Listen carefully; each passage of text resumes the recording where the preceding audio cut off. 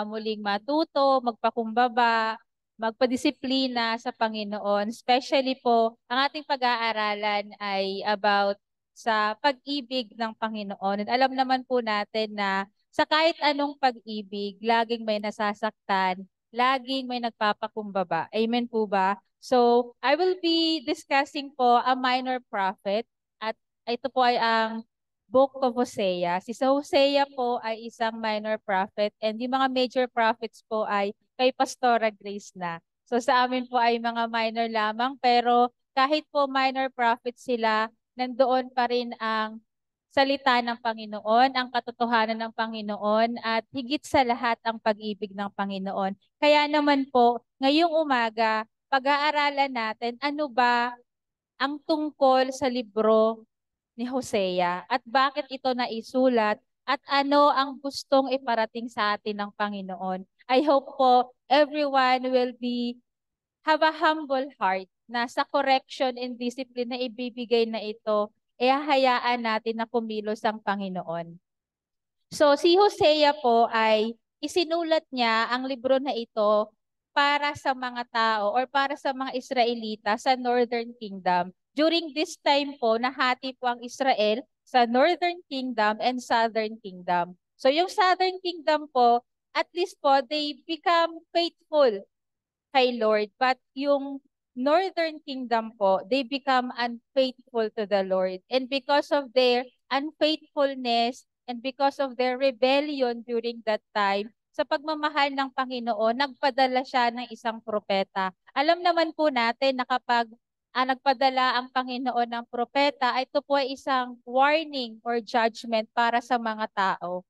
But during that time, nung nandoon si Hosea, ang sabi ng mga tao, bakit ka nagbibigay ng mensahe patungkol sa paghuhukom? We are living in a good life. We have a good harvest. Marami tayong blessing. So marami nagkukutya kay Hosea. Bakit nga ba ang isinasabi ni Hosea ang paghuhukom ng Panginoon? Just like po sa atin, we cannot see how the Lord is leading us when everything is okay in our lives. When everything is beautiful in our lives. We thought na ang dinadaanan nating buhay ay ang buhay na kaaya-aya sa Panginoon. And let's always go back to the Word of God because yung malahat ng naisulat sa salita ng Panginoon ay isang ehemplo, example para sa atin upang matuto at makita rin natin ang sarili natin na nasasalabin sa salita ng Panginoon. So, nahati po yung Book of Hosea sa dalawang part, yung chapters 1 to 3. Ito po ay description tungkol sa isang adulterous wife and a faithful husband. So yung adulterous wife po o yung nangangalunyang asawa, ang pangalan niya po ay Gomer at ang faithful husband po ay si Hosea. So chapters 1 to 3 is a love story. But we will look at it how God loves us even if we are so unfaithful. And yung second part po ay nahati naman mula chapter 4 to 14. And it contains po yung condemnation ng Israel. Just like what I said po, yung message ni Hosea ay patungkol sa announcement o pagpapahayag ng Panginoon sa kanyang galit, sa kanyang puot. Dahil ang mga Israelita ay tumalikod sa kanya at lahat na ng kasalanan na naiisip nyo ay ginagawa nila during that time. And mahal ng Panginoon ang mga Israelita at ginawa niya ang lahat para maibalik sila sa Kanya. So, sabi nga po dyan sa chapter 1, verses 1 to 3, ito ang ipinahayag ng Panginoon kay Hoseas na anak ni Beri nung magkakasunod na naging hari sa Juda sina Uzziah, Jotham, Ahaz at Hezekiah. Habang nagahari naman sa Israel si Jeroboam na anak ni Joash. Ito ang unang sinabi ng Panginoon kay Hosea. This is a command po.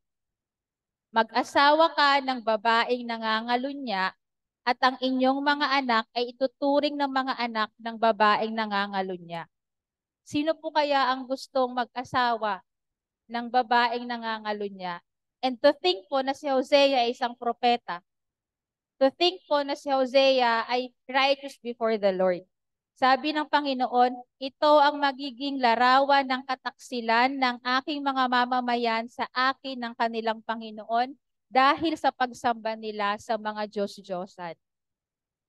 So, pagsamba po sa mga Diyos-Diyosan in our time doesn't mean na meron tayong mga rebulto sa ating bahay. Nagsisimba tayo sa may mga rebulto or inilalaan natin yung future natin sa mga tarot cards, sa mga prophecy ng mga tao, o pumupunta tayo sa lugar upang magsayaw para magkaanak. Hindi lamang po iyon, but the idols of our hearts are more important sa Panginoon na gusto niyang maidil sa buhay natin.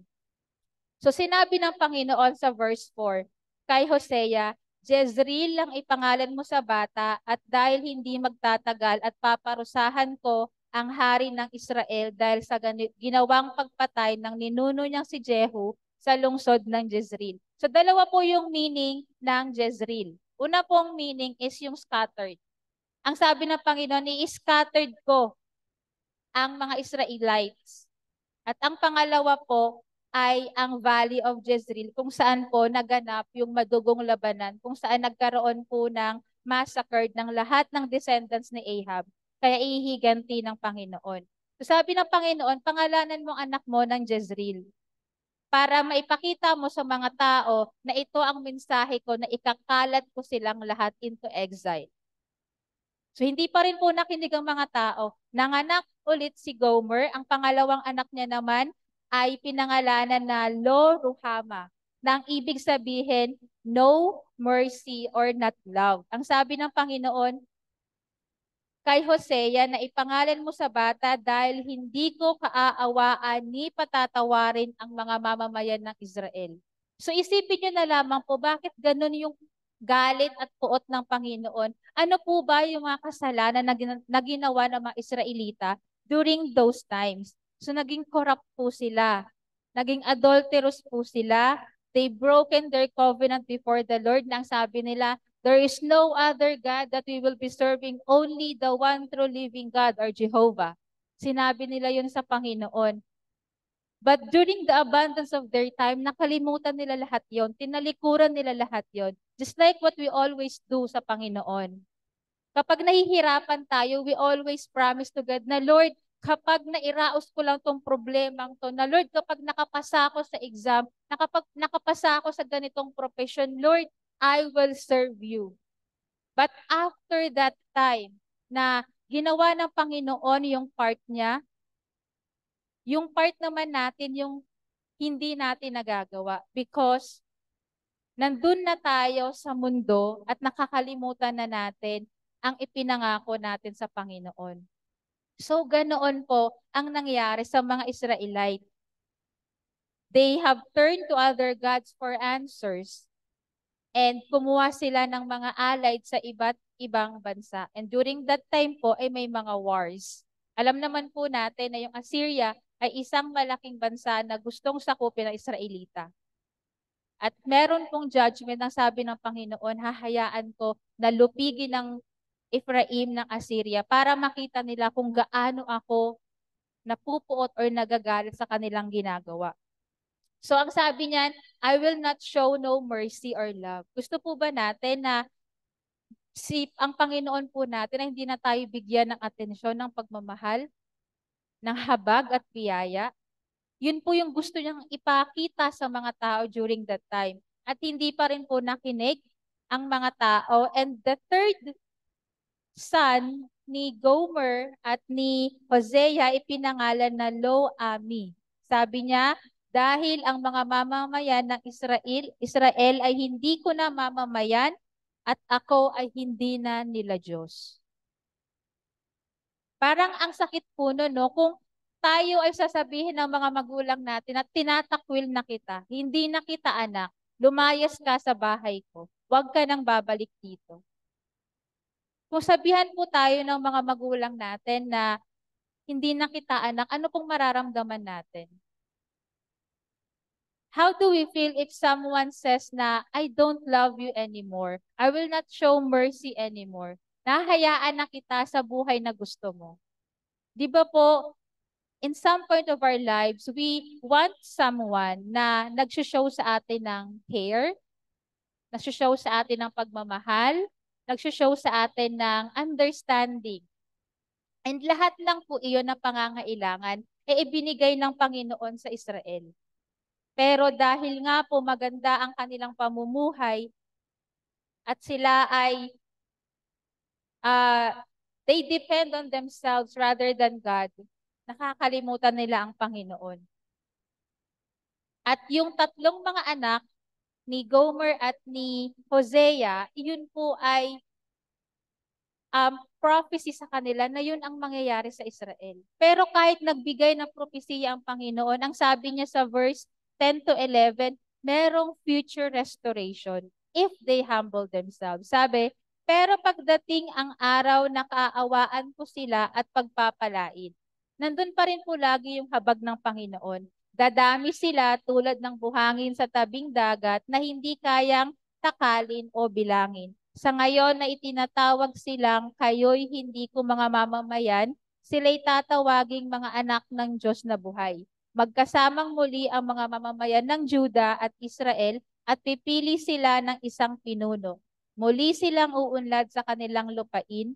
Napakasaya ng araw na iyon sa mga taga Jezreel.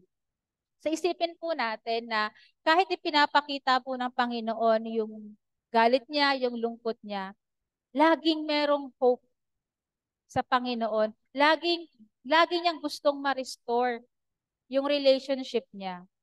So yung pagpapangasawa po ni Hosea kay Gomer is gusto ng Panginoon na maintindihan ni Hosea ang puso ng Panginoon.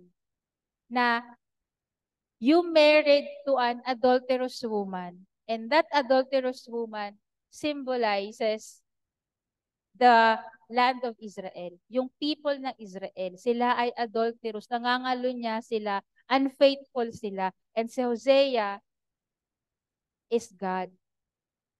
Na even though we are so unfaithful sa Panginoon, God remains faithful. Na ibinibigay niya pa rin yung mga bagay na kailangan natin kahit kinakalimutan natin siya. So God used the name of Hosea's children along with his wife unfaithfulness to send specific message to the people of Israel.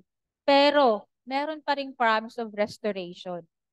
Alam niya naman na kahit anong oras, ibibetray ni Gomer si Hosea. Pero bakit inalaw ng Panginoon?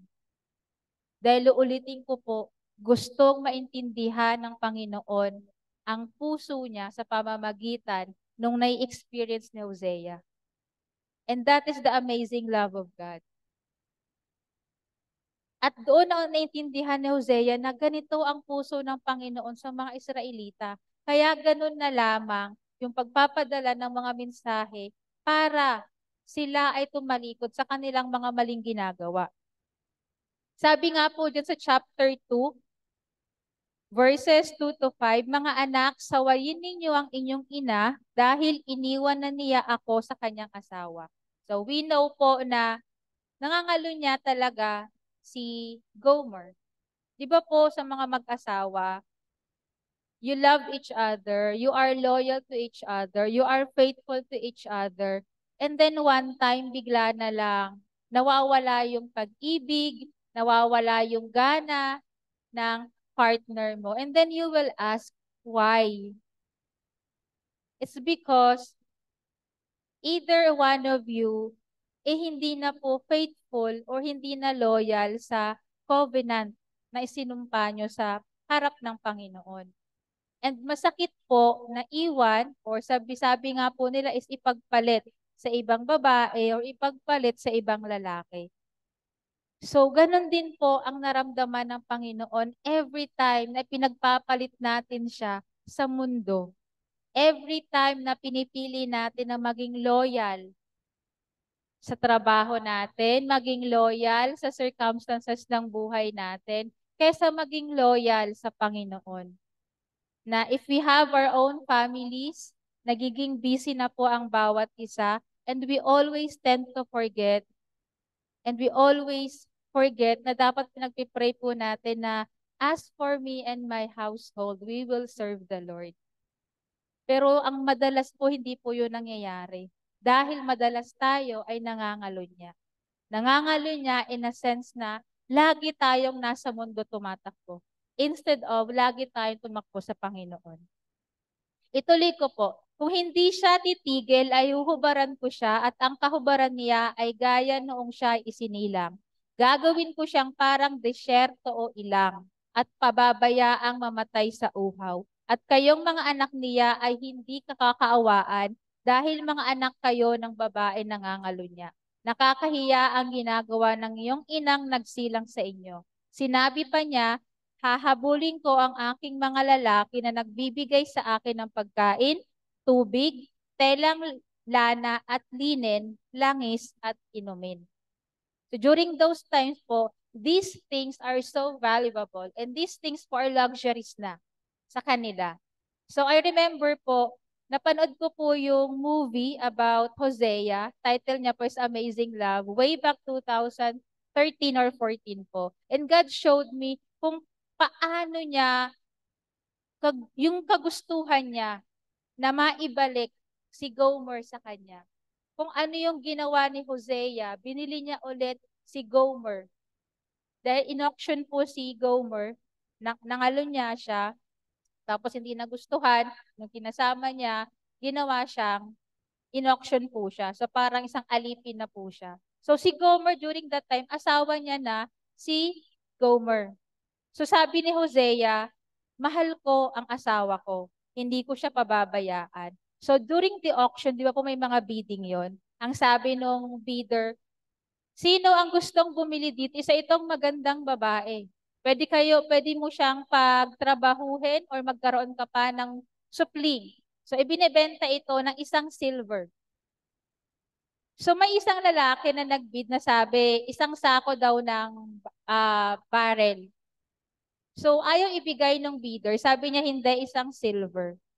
And then, si Hosea, ibinili niya si Gomer ng 15 silvers. He went extra mile just to get this woman back to his arms. And ganun po ang ginawa ng Panginoon. Remember po, when Jesus Christ died on the cross for us, that He is the only begotten Son of our true living God. Pero ibinigay niya yun sa atin para tayo ay mabuhay. Para tayo ay maisalba sa kasalanan natin. Ganun po ang ginawa ni Hosea. Yung lahat ng ipon niya, ibinigay niya iyon para mabili ulit si Gomer. And in a sense naman po, hindi niya na dapat bilhin si Gomer dahil asawa niya naman po ito. Pero ang ginawa niya, lahat ng ipon niya, 15 silvers binigay niya, kahit ang binibid lang ay isang silver. At yung mga sako-sako na binibid, binigay niya pa lahat yon. He gave everything, everything para kay Gomer, para mabalik lang si Gomer. Dahil ayaw niya na manatili si Gomer na nasa isang hindi magandang sitwasyon. Dahil kapag ikaw ay slave, kahit sino pwedeng magmay-ari sa'yo. And tayo po, mga nakikinig sa Zoom and dito po sa church, I hope po na you are not being slave by something in your life. You are not being slave sa work mo. You are not being slave sa mga kaibigan mo. You are not being slave sa relationship mo. And you are not being slave by the world. Dahil ginagawa ng Panginoon every opportunity for us to be saved, for us to come to Him. But sometimes, mas gusto natin na maging slave tayo ng mundo dahil doon ang mas madali. Okay lang mag-work, work ng work, at least marami akong pera. Ayokong mag-serve kay Lord kasi wala naman akong sahod. Ayokong mag-serve kay Lord kasi naubos lang yung oras ko. Wala na akong social life. Ayokong mag-serve kay Lord kasi marami akong namimiss sa buhay ko. I missed out a lot sa buhay ko. Those are the things that we think na nawawala sa buhay natin. But the thing is, when we serve God, when we give our lives to God, we gain a meaningful life. Kaya po sabi nga dito ni Lord, sabi, Sawayin ninyo ang inyong ina. So, these things po na hinahabol ni Gomer, sabi dyan, hahabulin ko ang aking mga lalaki na nagbibigay sa akin ng pagkain, tubig, telang lana, linen, langis at inumin. Pero sino po ba ang nabibigay sa atin ng lahat ng ito? Sometimes we always chase the beauty of the world. We always chase the fame, the recognition. We want to be respected. We wanted to be recognized. We wanted to be ang highlight sa buhay natin. And during that time, si Gomer gusto niya lahat ng ito. So the people go after their idols. And kinalimutan nila ang Panginoon. They did not see God na yung blessings na meron sila, yung good harvest na meron sila, yung palitan sa merkado na meron sila, lahat yun na ipinrovide ng Panginoon. But they don't see that in that way. Dahil ang puso nila ay punong-puno ng idols. Ang puso nila ay punong-puno ng sarili nila and ng desire nila. And madalas po natin ginagawa yon sa buhay natin. We totally give up our lives for our career. Dahil we wanted to be stable. Sabi nga po namin dito, lahat ng tumatayo dito, there's nothing wrong to be successful in life. There's nothing wrong if we are all working. There's nothing wrong if you want to have business and be stable and be successful and fruitful. But the thing is, if you have God in your life, you have to ask, in your success, where is God? In all your chasing, nasaan ang Panginoon? In all your plans and goals, nasaan ang Panginoon? Hindi naman na po bago sa atin na the moment we accepted Jesus Christ as our Lord and Savior, ang buhay natin ay sa Panginoon na. That He should be ruling and reigning sa buhay natin. But after our acceptance and repentance sa Panginoon, we tend to go back to the way we were before. At ang mundo na naman ang nakaupo sa puso't isipan natin. We want more money, we work harder than anybody else, and we neglect our own health. Harder than anybody else, we neglect the time for our family.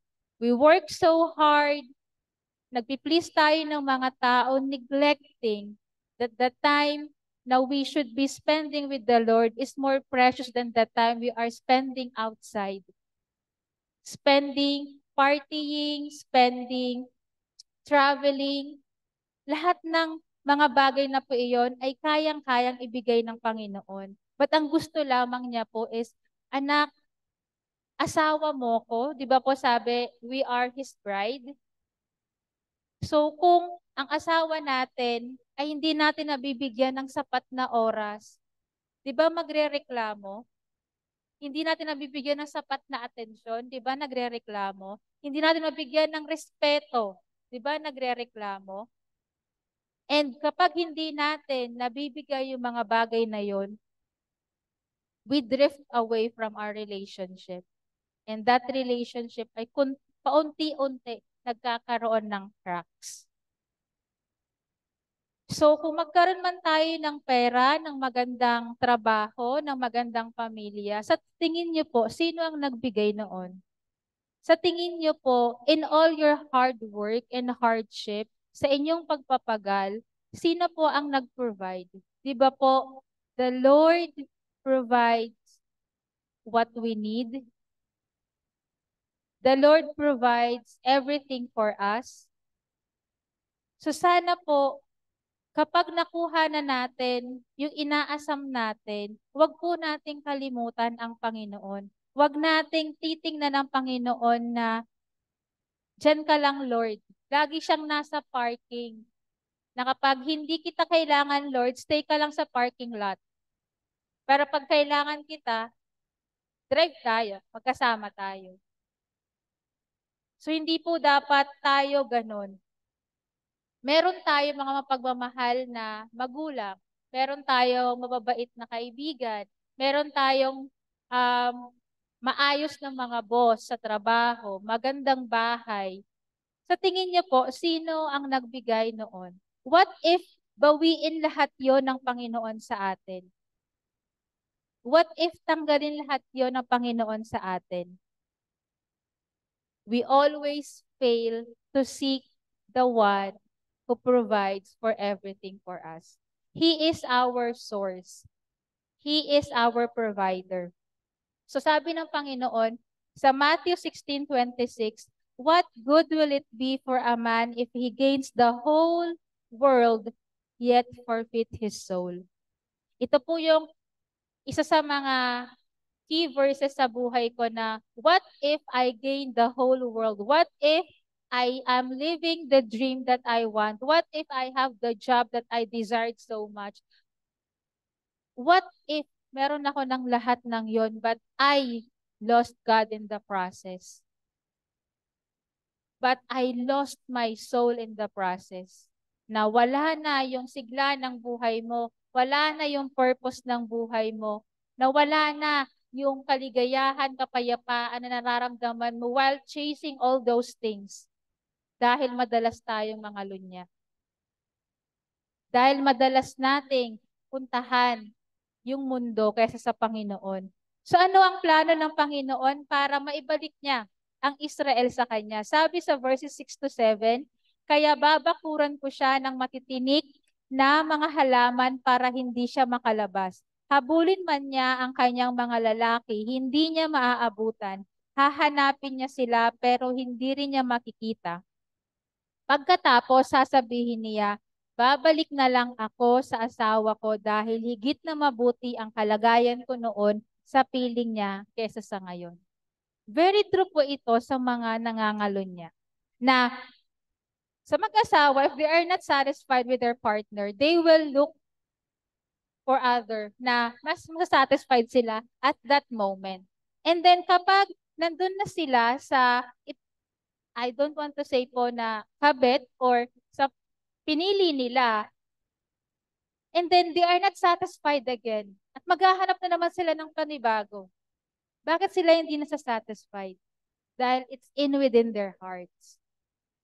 They are not satisfied kasi hindi ang Panginoon ang namumuhay sa puso't isipan nila. Na if you are married in front of the Lord, that covenant is very precious sa Panginoon. That covenant signifies the love of God between the two of you, na dapat there is no reason for you to be separated. Kaya nga po, lagi kong isinasa-isip ang sinabi ni Pastora Grace dati na ang pagmamahal ay hindi isang emosyon. Ang pagmamahal ay isang will. It's your will na mamahalin ko ang taong ito regardless. Ganun ang pagmamahal ng Panginoon. Ganun ang pagmamahal ni Hosea kay Gomer na I will love this person regardless sa kapangitan ng pag-uugali niya, regardless na ipinagpalit niya ako sa ibang lalaki, regardless kung mas gusto niya ang yaman ng mundo kesa sa simpleng buhay na meron ako. Dahil will po iyon. Kagustuhan mo yun. It's not just your emotion. Kaya ang sabi ng Panginoon, babakuran ko siya ng matitinik na halaman. Ganon tayo gustong protektahan ng Panginoon. And minsan, yung protection na ibinibigay sa atin ng Panginoon, we think that as masakit.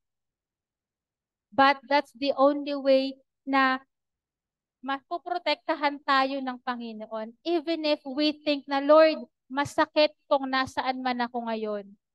Yung pagdidisiplina mo masakit. Pero ang sabi ng Panginoon, ito ang kailangan kong gawin para maprotektahan kita sa path na gusto mong daanan. I will block it so that you will not go further. You will not sin further. I am still helping you despite of the pain that you are feeling. So, masakit pong i-correct. Totoo po ba? Masakit pong i-correct and madisiplina. So, we sometimes na iniisip natin lagi na, bakit ganito, Lord? Ba't ako pa yung nahihirapan? Bakit ako pa yung nasasaktan? But That's the sweetest way na gustong ipakita ng Panginoon na it's me, Ana, just protecting you sa distraction na kakaharapin mo. Na it's me, Ana, covering you from the deceit of the world. It's me, Ana, protecting you even if you have thorns. Ano po ba yung Tagalog ng thorns? Tinik. Kahit yung nilalakaran natin o nakita natin hindi maganda, pero nandoon ang proteksyon ng Panginoon. Mas alam niyo po, sa pagsiserve ko sa Panginoon, mas gugustuhin ko ng masaktan, mahirapan, o ginugusto ko na nga po na masaktan, mahirapan, umiyak, at least alam ko na kasama ko si Lord. Kesa nahihirapan ako, or kesa naman, nasa maganda akong lugar na wala ang Panginoon. I remember po, ito po is a very crucial time, turning point ng buhay ko, way back 2021 ba yun? I think way back 2021 na I almost lived the dream, the life, the career that I wanted to have in my life. That was 2021. And then, God was so gracious, God was so faithful na nandito ako sa church na to, pastora natin si Pastora Grace, and God used Pastora Grace to block my way. Dahil kaya ko nang gawin lahat, ay gusto ko, parang wala na akong dahilan para hindi ituloy. Dahil yun na yung pinag-pray ko. During that pandemic, everything was so smooth, flawless. But on the other side of it, sinabi sa akin ng Panginoon, anak, kaya kong gawin lahat ng yan. But in my time, hindi sa oras mo. So I wanted to escape during the pandemic na gusto ko nang pumunta rito sa lugar na to. During that time, I was supposed to be in Europe na po. Pero dinisiplina ako ng Panginoon sa na alam ko, na akala ko, doon dapat ako. Dahil maraming pagkakataon na when everything goes smooth well, na kapag walang hindras, akala natin kalooban ng Panginoon. But that's a way of God letting you to understand, letting you to decide, nandyan ba ako? Nandyan ba ako sa decision mo? And during that time, I asked the Lord, Lord, wala ka ba nung nag-pray ako? Lord, nag-pray naman po ako sa inyo every decision na gagawin ko during the process, during the interview, during the selection, during doon sa pupuntahan ko, I prayed for everything. And you answered me, Lord. And then I asked God, Lord, nandun ka ba? Or nagkamali ba? Or di ba kita, hindi ko na ba ikaw napakinggan? And the Lord answered me, Ana, nandun ako. Ana, sinagot ko yung panalangin mo. Ana, alam ko yung puso mo.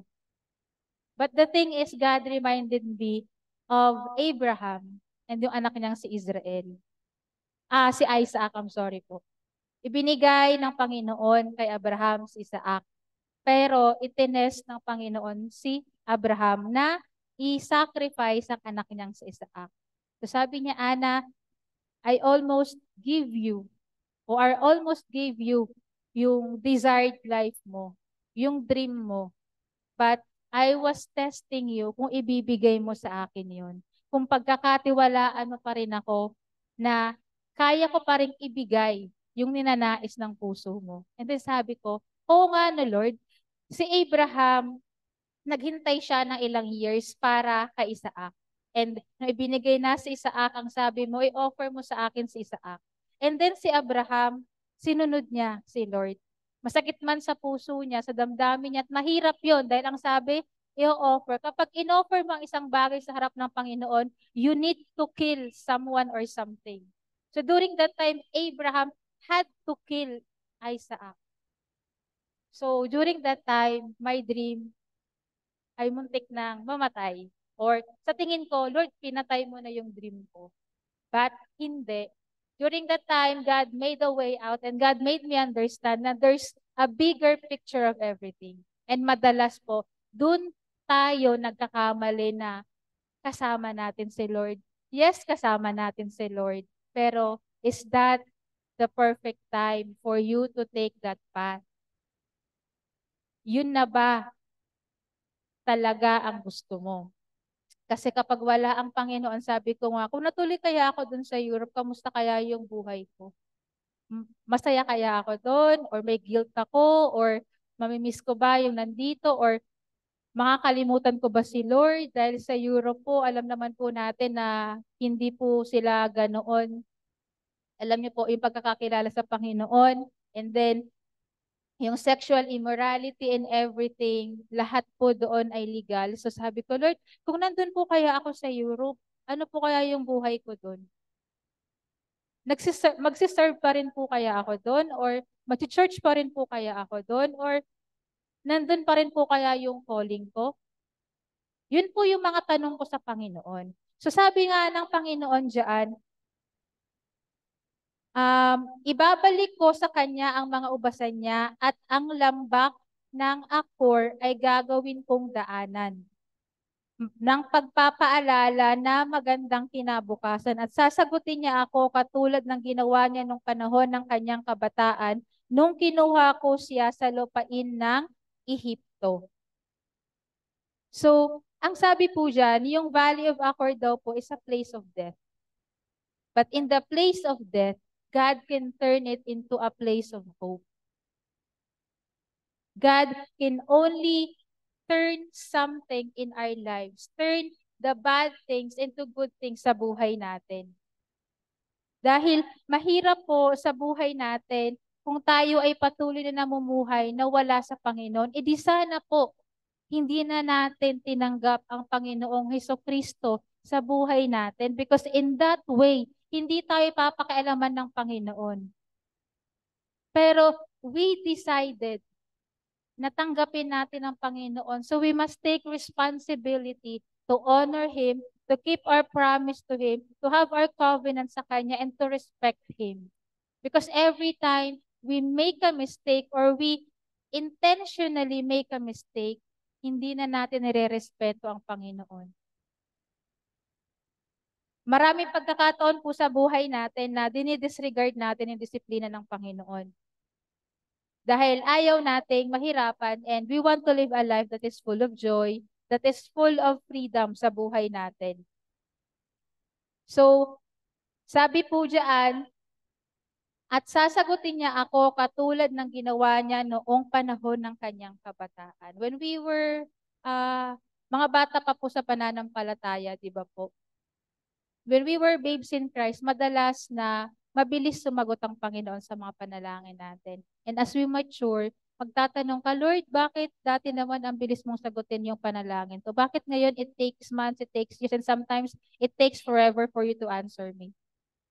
Because God wants you to understand that the things that you are asking ay para pa ba yan sa kapapurihan ko? Yung mga bagay ba na hinihingi mo, ipagbinigay ko, ako pa rin ang nasa puso mo. Siloso po ang Panginoon. God is a jealous lover. And once He is married to us, He makes sure na hindi magiging broken yung relationship natin. But even if we become unfaithful, He always make a way for the restoration of our relationship. Nandun lagi yung pagmamahal ng Panginoon para sa atin. So sa sa verses 16 to 20, relationship is restored, sinabi ng Panginoon sa mga Israelita, sa araw na iyon ng inyong pagbabalik sa akin, tatawagin ninyo ako na inyong asawa. At hindi na ninyo ako tatawaging Baal. Ituturing ko kayong asawa magpakailanman. Gagawin ko sa inyo ang matuwid at tama. Mamahalin ko kayo at kaawaan. Itatalaga ko sa inyo ang aking sarili ng buong katapatan at kikilalanin ninyo ako bilang Panginoon. Di ba ganun po pag pag nag-pledge ng marriage vow na ako ay sa'yo, ikaw ay akin, ang pagmamahal ko ay forever sa'yo. All the sweet words will be exchanged during that time because you wanted to keep a promise sa harap ng spouse mo or sa harap ng babae or ng lalaking gusto mo. That's your promise. But yung promise po ba natin ay kaya nating i-keep without the love of God without the mercy of God? Lagi po nating tandaan, apart from Him, we are nothing. Even if we make promises, kung wala ang Panginoon sa atin, hindi natin kayang i-keep yung promise natin. And when our relationship is restored sa Panginoon, the blessing is restored as well. So sabi po sa verse 21, sa araw na iyon, sasagutin ko ang mga dalangin ninyo. Ako ang Panginoon ang nagsasabi, magpapadala ako ng ulan upang tumubo sa lupa ang mga trigo, ubas at mga olibo para sa inyo na tinatawag na Jezreel. So, when our relationship is restored sa Panginoon, yung mga bagay na naging dry, kung nasa wilderness ka, ililid ka niya sa green pasture. Ibabalik niya yung mga bagay na nawala. Ire-restore niya yung nawalang relationship. Ire-restore niya yung sense of purpose sa buhay mo. Ire-restore niya yung joy mo. Ire-restore niya yung reason why you are serving the Lord. And ire-restore niya yung heart mo na dapat, anak, ang puso mo ay tumitibok lamang para sa akin.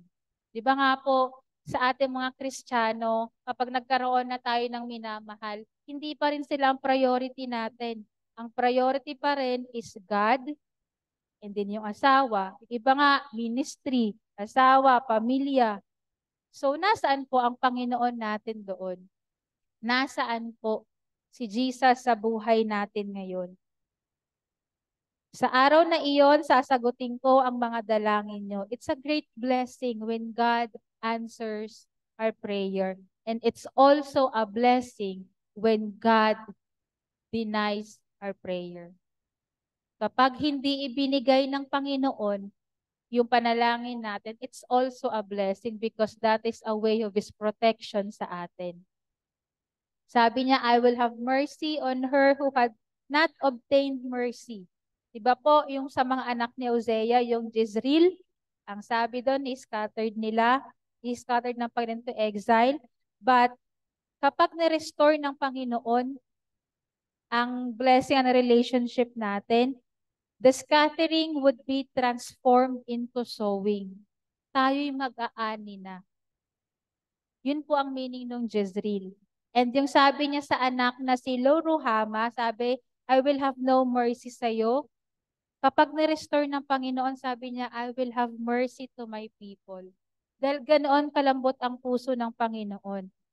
Sabi niya, di ba, sa anak na si Lo-Ami, pangalan mo yan dahil hindi ko sila anak, hindi ko sila mamamayan. Pero ang sabi niya, you are my people. Yung mga taong hindi niya tinawag noon, you are not my people, sabi niya, anak ko kayo, mamamayan ko kayo. Di ba nga po, sa New Testament madalas sabi na tinatawag mo kong Diyos, pero hindi kita kilala. I always keep this in mind na sabi ni Pastora Grace, even if we always go to church every Sunday, it doesn't make us a Christian. It doesn't make us a follower of God. Because it's really easy to just go here sa church, makinig online, and just spare your time an hour and a half at makinig. It's just easy for us. But it's very difficult for us to deal yung inner life ng buhay natin. And it's a painful process when we let God deal our inner life. Dahil ang inner life na yon, nandoon yung mga dark secrets natin, yung mga sins natin na hindi natin hinahayaan na makita ng ibang tao. So, ni-restore ng Panginoon yung judgment na ibinigay niya through sa tatlong anak ni Hosea. So, when we see complete restoration, all of three Hosea's children named as mark of judgment, now their names restored and made into marks of mercy, grace, and restoration. So sa chapter 3 po, ang sabi ni Lord, balikan mo si Gomer. Kahit nangalun niya siya, balikan mo pa rin siya. Kahit nagkasala siya, balikan mo pa rin siya. So sa atin, di ba, sa New Testament sabi, love your neighbor as you love yourselves. Love your enemy. So sabi niya kay Gomer, balikan mo si Gomer, mahalin mo ulit siya. Sabi niya, sa verse 1, umalis ka at ipakita mong muli ang pagmamahal mo sa iyong asawa kahit na nangangalo niya siya. Mahalin mo siya sa katulad ng pagmamahal ko sa mamamayan ng Israel. So, ginawa nga po ni Gomer, binili niya ulit, ang ginawa po ni Hosea, binili niya si Gomer para maging kanya ulit. And sa chapter 4 po, sabi, sa verses 10 to 11, kumakain nga kayo pero hindi kayo nabubusog. Sumasamba kayo sa mga Diyos-Diyosan para magkaanak kayo pero hindi kayo nagkakaanak dahil itinakwil ninyo ako upang sumamba sa mga Diyos-Diyosan. So, yun po ang mga kasalanan na ginawa ng Israelita.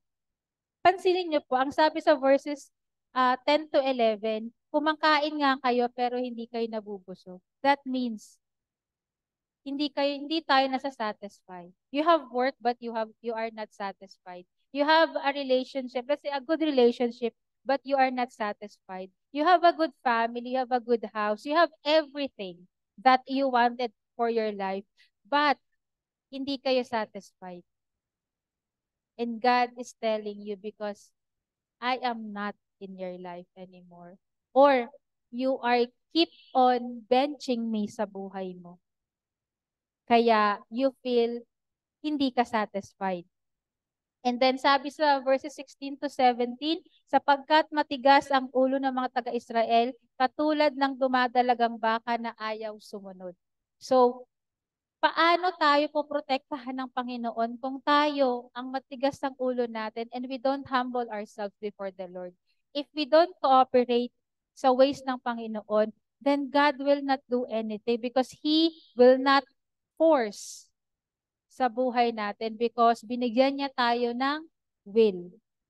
Binigyan niya tayo ng panahon o binigyan niya tayo na tayo ay mag-decide sa family natin, sa buhay natin, sa career natin. But God is presenting you everything and you just have to be wise.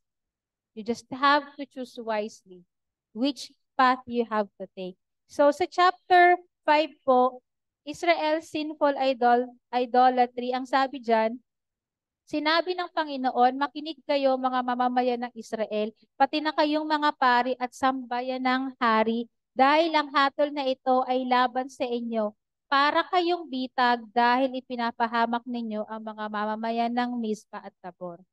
Ang ginagawa po ni Pastor Grace, nagbi-mission po siya in every province dito sa Philippines. Luzon, Visayas, Mindanao, nagmi-mission po siya because ang mandate po sa kanya ng Panginoon is to align the body of Christ through the leaders. Balikan ko po yung sinabi ng Panginoon. Makinig kayo, mamamayang Israel, pati na kayong mga pari at sambahayan ng hari, dahil ang hatol na ito ay laban sa inyo. Para kayong bitag dahil ipinapahamak ninyo ang mamamayan ng Mizpa at Tabor.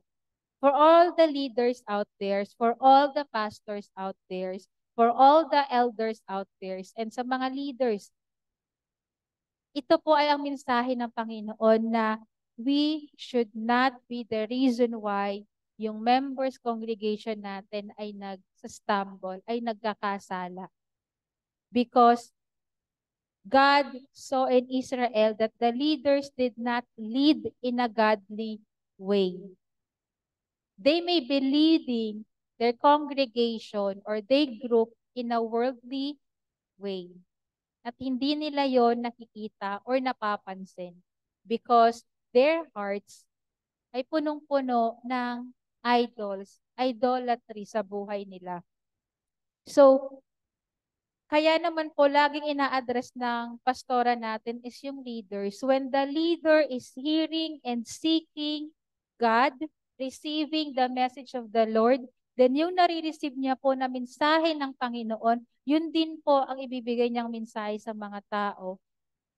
Yung leaders kung paano siya mamuhay, yung lifestyle niya, ganun din po nakikita ng kanyang mga kinasasakupan. Kaya ang sabi ng Panginoon, makinig kayo. para kayong bitag dahil ipinapahamak ninyo ang mga mamamayan ng Mispa at ng Tabor. So sana po, we are not living sa worldly ways sa buhay natin. We should be living in a godly way. And how to be godly is to stay grounded sa Panginoon, for us to be humble and stand for the correction ng Panginoon. And sa verses 4 to 6 po, ang inyong masamang gawain ang pumipigil sa inyo upang magbalik loob sa akin na inyong Diyos. That's the pride. Yung pride po natin, at sometimes pag nagkamali tayo, nagkasala tayo, because of our pride, ayaw nating lumapit sa Panginoon. Because of our pride, ayaw nating humingi ng sorry. Because of our pride, yung relationship na kinikip natin, tinetreasure natin, nababaliwala dahil sa pride natin. Dahil we don't want to be humble. We don't want to be selfless. I always admire Pastora Grace po when she humbles herself whenever na hinahayaan siya ng Panginoon. Ipinapakita sa kanya ng Panginoon na, Grace, you have to be humble. You have to reach out. You have to humble yourself. Na kahit sila ang nagkamali, humble yourself because you are a leader.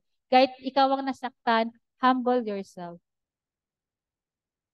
And being humble and selfless po, ay hindi tayo ma-turn ng pride sa buhay natin.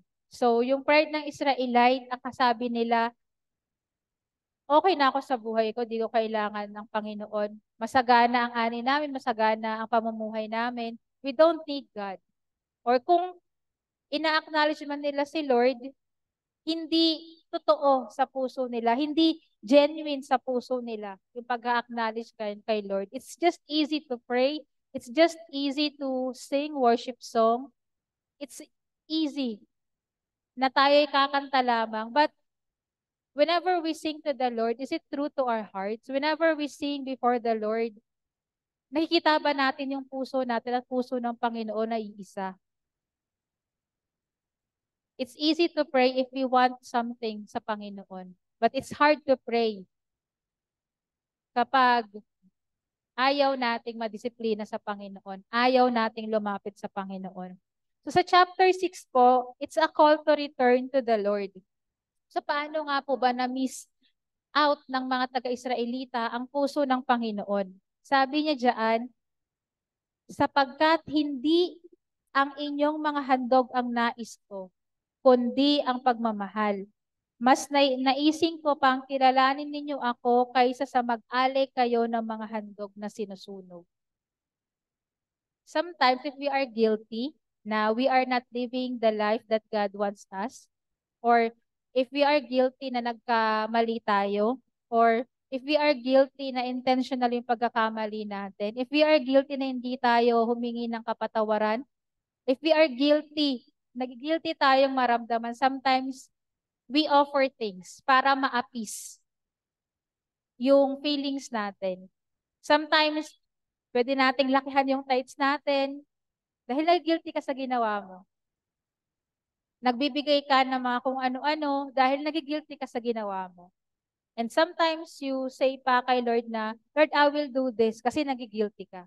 Pero ang sabi ng Panginoon, hindi niya gusto yung mga hinahandog natin, ang gusto niya yung puso natin. Ulitin ko po, sapagkat hindi ang inyong mga handog ang nais ko, kundi ang inyong pagmamahal. Our undivided attention sa Panginoon. Our undivided heart ang gusto niya. Mas nanaisin ko pang kilalanin ninyo ako kaysa mag-alay kayo ng mga handog na sinusunog. Katulad ng we keep ourselves doing the ministry works because doon tayo nasa-satisfy na I do this and nasatisfied ka. Especially if that ministry or if that work of you nag-turn out to be successful, then you become satisfied na, okay, satisfied ako. Na-appease na yung feeling mo. But, na-neglect mo pa rin yung time mo with the Lord. Na-neglect mo pa rin yung pakikipagniig mo sa Panginoon. So, we keep doing busy things sa buhay natin. Nagiging mabait tayo sa kapwa natin. Nagiging mapagmamahal tayo sa kapwa natin because nagigilty tayo sa alam nating kasalanan natin na ikaw lamang at ang Panginoon ang may alam. You are doing external good things sa ibang tao just to appease yourself because you know na ikaw ang nakakaalam at si Lord nakakaalam ng kasalanan. And you offer those things sa Panginoon. Ang sabi ng Panginoon, anak, hindi ko kailangan ang pagpapagal mo. Hindi ko kailangan na magpakapagod ka. Ang kailangan ko lang ay oras mo at puso mo. So sa verse sa chapter 6 po, sabi nga po dyan, the prophet Hosea continues his message from God to Israelites, calling them to repent and return to their God. So, ine-emphasize po ng chapter 6 yung sincere love and yung pagkakaunawa, pagkakakilala natin kung sino ang Panginoon sa buhay natin. So sa chapter 7 po, ang sabi dyan, yung sinful ignorance and willful blindness of Israel. Sometimes we are blinded by our own sins. Sometimes we are ignorant sa mga kasalanan natin. And sometimes we choose that because when we feel ignorant, we are not accountable. But you know to yourself na alam mo ang bagay na to, na dapat hindi mo to ginawa. You are just escaping from the responsibility of what you've done. Ang sabi niya po dyan sa verse 2, hindi nila naiisip na hindi ko nakakalimutan ang kanilang mga kasamaan. Hanggang ngayon ay nakatali pa sila sa kanilang mga kasalanan at nakikita kong lahat ng ito. Tayo po ay napakapalad na during this time kasi meron Jesus Christ sa buhay natin. Now, when we repent, hindi na ibabalik ng Panginoon sa atin yung mga kasalanan natin.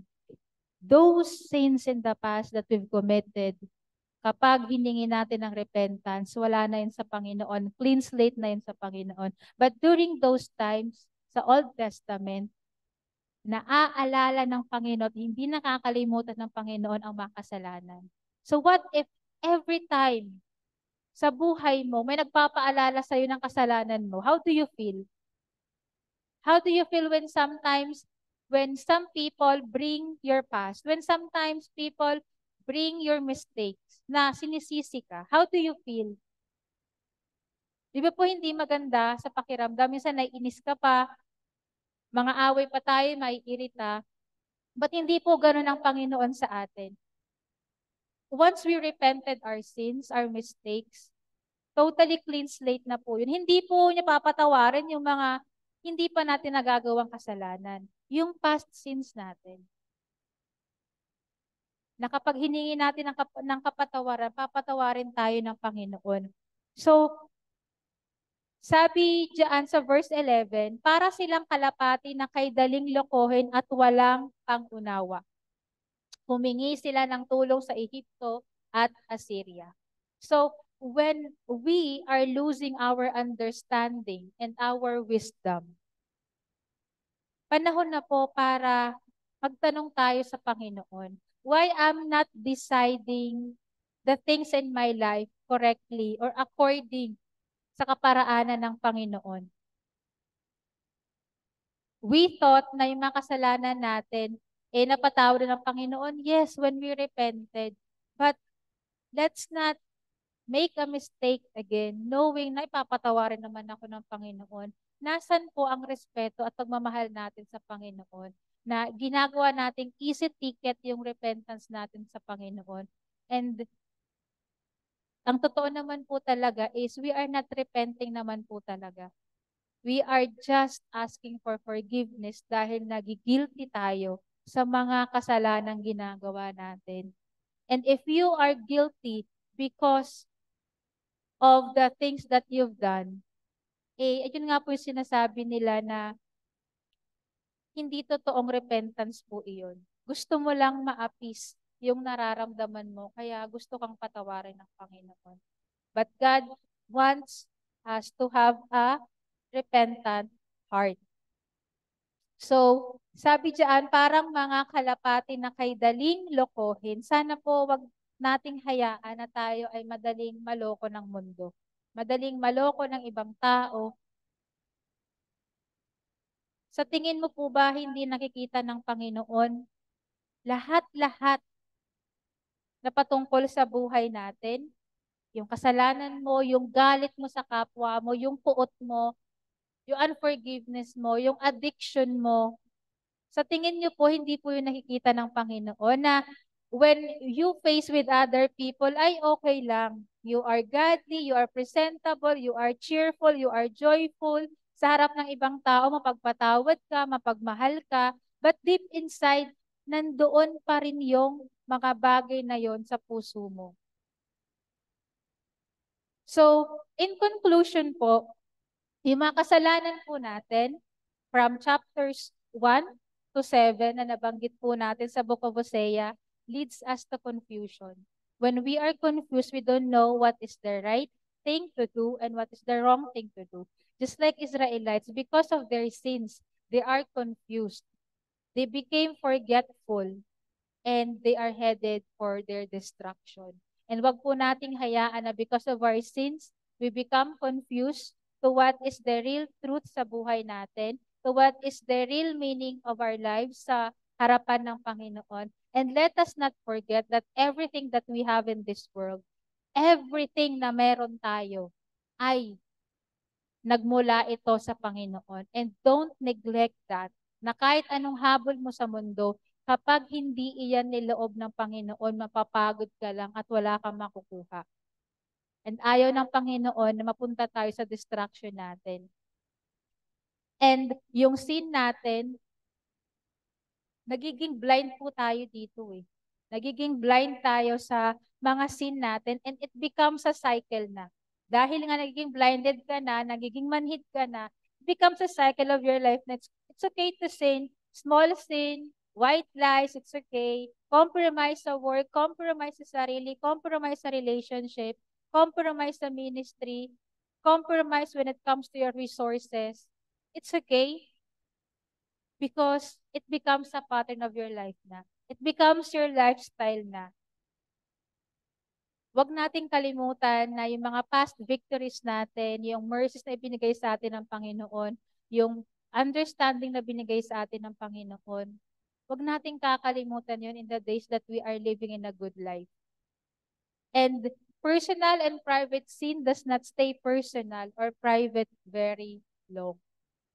Everything will be laid sa liwanag ng Panginoon. Sabi nga po sa Hosea 2:10 po, di ba? Hidden sin does not stay hidden forever, and the sin we think we can cover up will eventually be exposed. And mahirap po na ma-expose publicly. If you want your sin to be dealt with privately, dealt it with the Lord para hindi ka na ma-expose at masaktan pa.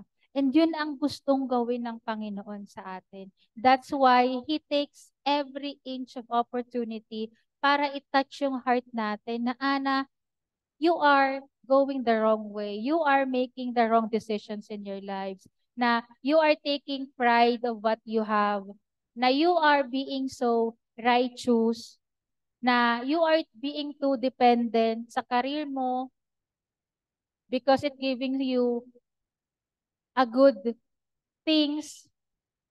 And ang Panginoon, sabi niya, lahat ng mga kasalanan na meron ka, alam ko.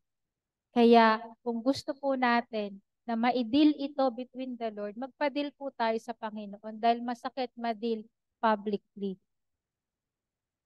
And when Hosea married Gomer, ito po illustration kung paano paulit-ulit na nagiging unfaithful tayo sa Panginoon. Gomer is us. Gomer is Israelites. Hosea is God, so faithful sa buhay natin. And sa Hosea 7:2 nga po sabi dyan, it broke Hosea's heart as well. The same is true of God, who sees and feels the things we do in secret. So, God wants us, His amazing love, His relentless love, to cause us to stop loving the world. Di ba po may mga love stories na sa sobrang pagmamahal ng taong to, yung taong to na bago. Ano pa po kaya yung sobrang pagmamahal ng Panginoon? Hindi po ba kayang baguhin tayo ng Panginoon ng kanyang pagmamahal? Dahil yung sagad-sagarang biyaya niyang binibigay, yung pagmamahal niya, He wants us to stop loving our idols, to stop chasing our own desires, to stop pursuing the world. Na sana, anak, yung pagmamahal ko ay maging sapat sa'yo na I can give what the world gives to you more than what the world gives to you. And in me, you have satisfying life. Kaya po, we should always remember sa Ecclesiastes 12:13, ang sabi diyan, fear God and keep His commandments, for this the whole duty of a man. If we fear God, hindi yung fear na tatakot ka, na nanginginig ka sa takot, but you fear God out of the reverence because He is holy. You fear God out of respect, out of love, because that's our duty. Tayo ay magkaroon ng pagkabanal na takot sa Panginoon. And kapag tayo ay merong banal na pagkatakot sa Panginoon, we always keep His commandments. Where? In our hearts and in our minds. How? Sa pamamagitan ng banal na Espiritu Santo. We cannot do anything apart from Him. We cannot love the unlovable. We cannot forgive the unforgivable. We cannot say, I love you to people who hurt us kung tayo lang yon. But we have Jesus Christ, we have the Holy Spirit, and it's more than enough for us to do extraordinary things for the Lord. Kaya natin magmahal, magpatawad, umibig, magparaya, magpakumbaba, tanggapin ang sakit, hindi dahil kaya natin in our own ability, but because Jesus Christ is within us. Iiwan ko po kayo sa verse ng 1 Peter. 1 Peter chapter 2, 9-11. Ngunit tayo'y mga taong pinili, mga maharlikang pari at mga mamamayan ng Diyos. Pinili kayo ng Diyos na maging Kanya upang ipahayag ninyo ang kahanga-hanga niyang mga gawa. Siya ang tumawag sa inyo mula sa kadiliman tungo sa kahanga-hanga niyang kaliwanagan. Dati ay hindi kayo mga taong sakop ng Diyos, pero ngayon mga sakop na niya kayo. Noon hindi kayo kinaawaan ng Diyos, pero talikuran ngayon kinaawaan na niya kayo. Mga minamahal, mga dayuhan kayong nakikitira lamang sa mundong ito. Kaya nakikiusap ako sa inyong talikuran na ninyo ang masasamang pagnanasa ng inyong katawan na nakikipaglaban sa inyong espiritu. I don't know po what are the sins that you are still hiding, the sins that you are still committing, because no one knows it, but God knows everything. So ang sabi, talikuran na natin ang mga bagay na makasalanan sa harap ng Panginoon. Talikuran natin yung mga bagay na nagpukos ng heartache sa Panginoon. Just like Hosea, hindi siya natapos magmahal kay Gomer dahil lang patuloy itong nagkakasala. Dahil alam niya at naintindihan niya ang puso ng Panginoon, kung gaano tayo kamahal ng Panginoon, na kahit meron tayong disiplina, na kahit tayo ay nahihirapan, na kahit ang buhay mo ay hindi pa ito yung pinapangarap mo, but with God, your life has a purpose. And hindi niya hahayaan na yung desire ng heart mo ay hindi niya ibigay, sa tamang panahon ibibigay niya ito. At yun ang hindi naintindihan ni Gomer. Sumama siya, nangalunya siya sa iba't ibang mga lalaki, thinking na masasatisfy niya ako. Thinking na kaya niyang ibigay yung mga alahas, yung magagarang damit, marangyang buhay. Bakit? Hindi ba kayang ibigay yun ng Panginoon? The Lord is the creator of heaven and earth. Nothing is impossible. Kung ngayon nakakling yung life mo sa mundong ito, balik ka sa Panginoon.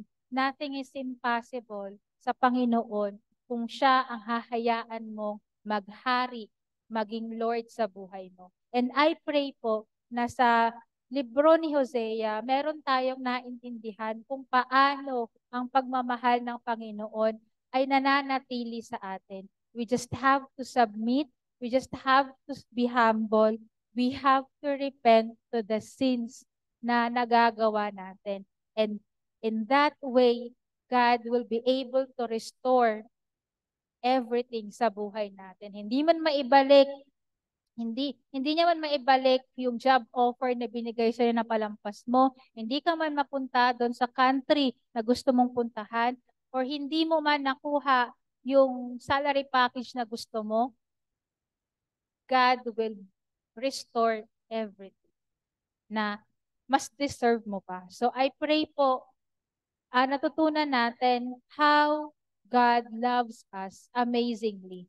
Even though we are so unfaithful, He is always faithful sa atin. So let's pray po. Hallelujah, Father God. Lord, forgive us our sins, O God. Forgive us for all the things we've done and for the things that we continue to make mistakes, O God.